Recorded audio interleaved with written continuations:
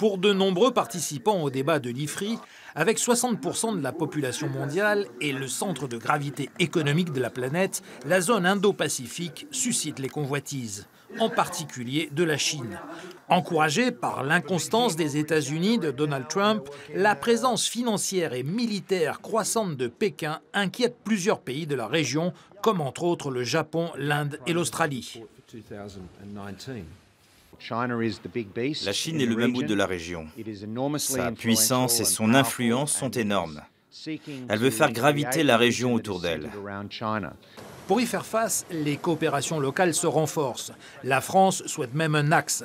Lorgnées comme toutes les autres îles par Pékin, ces collectivités de l'océan Indien et du Pacifique comptent 1 500 000 habitants.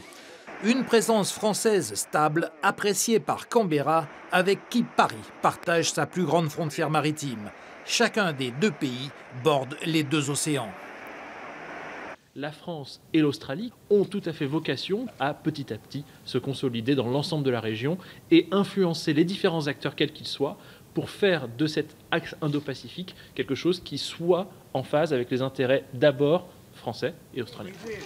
Un partenariat durable matérialisé notamment par la fameuse vente de sous-marins français à Canberra.